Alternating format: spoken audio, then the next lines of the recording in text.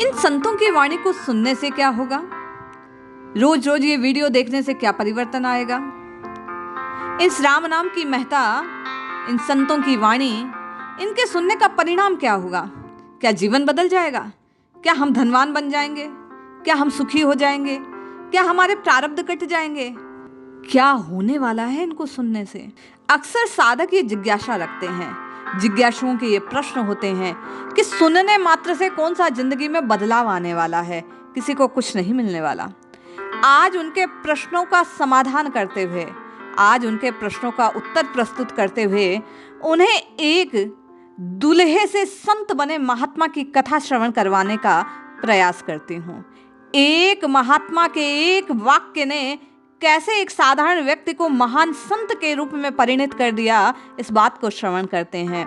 आप और मैं उस सत्य घटना को सुनते हैं कि कैसे शब्दों का प्रभाव जीवन में आमूलचूल परिवर्तन ला देता है, कैसे संत के वचन आपको और मुझे फर्श से अर्श तक पहुंचा सकते हैं। जय श्री हरि। पूज्य गुरुदेव के चरणों में बारंबार प्रणाम। सभी नामनिष्ठ साधकों को जय जय श्री सीताराम। रज्जब ते गजब कियो, सिर पर बांध्यो मोर, आया था हरि भजन का कियो नरक में ठोर।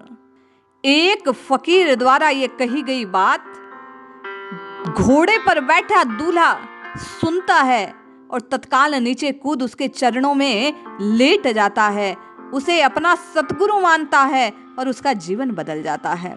ये कथा है संत रज्जब के जीवन की, कि कैसे साधारण रज्जब अली खां संत रज्जब बन जाता है, कैसे सदगुरु के वाणी के ये बाण जीवन में परिवर्तन ला देते हैं। ये घटना राजस्थान की है। राजस्थान के सांगानेर क्षेत्र में पठान वंश में 1567 के समय जयपुर रियासत में काम करने वाले एक अदने से मुलाजिम के यहाँ पुत्र का जन्म हुआ और पुत्र का नाम रखा गया रज्जब अली खां। किदवंती है कि रज्जब का जन्म मद बेचने निकालने वाली कलाल जाति में हुआ था। रज्जब मुसलमान पठान थे। जब युवा हुए तो किसी युवती से प्रेम हो गया। प्रेम हुआ तो विवाह का दिन आया। बारात सजी, बारात चली। रज्जब घोड़े पर सवार हैं, सर पर मोर बांधा हुआ है। बाराती साथ बैंड बाजा, फूलों की मालाएं ससुराल के करीब पहुंचने वाले थे। 10-20 कदम से ससुराल के लोग स्वागत को तैयार। अचानक ऐसी घटना घटित होती है कि रज्जब के घोड़े के पास एक फकीर आता है। बारात के सामने आकर खड़ा हो गया। गौर से रज्जब को देखा, आंख से आंख मिली। वह आदमी रज्जब के होने वाले गुरु संत दादू थे। दादू दयाल ने भर आंख रज्जब की ओर देखा, आंख मिली और दादू कह उठे, रज्जब ते तो गजब कियो, सिर पर बांध्यो मोर, आयो थो हरि भजन को क्यों नरक में ठोर। ये शब्द सुनने थे कि रज्जब घोड़े से नीचे कूदे, मोर उतार फेंका, दादू के पैर पकड़ लिए और कहा, महात्मा सही समय पर चेता दिया। कहते हैं रज्जब ने उसी समय संन्यास ले लिया। आजीवन दूल्हे के वेश में दादू के यहाँ रहे। संत दादू की अनन्यतम श्रद्धा से सेवा करते रहे। छाया की भांति दादू दयाल के साथ रहे रज्जब। उनकी सेवा की। गुरु के प्रति अद्भुत प्रेम था संत रज्जब के हृदय में।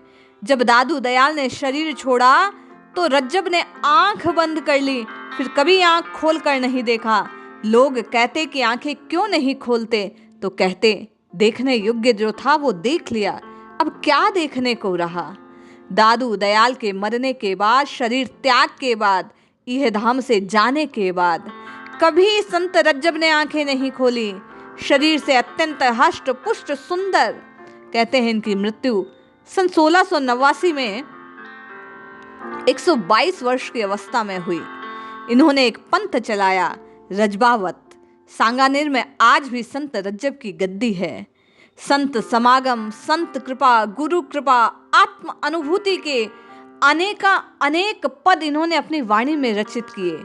आज भी आप और मैं नाम महिमा, नाम सुमिरन, विनती के ऐसे ऐसे पद इनकी वाणी से श्रवण करते हैं कि हृदय में नाम की गंगा प्रवाहित हो जाती है।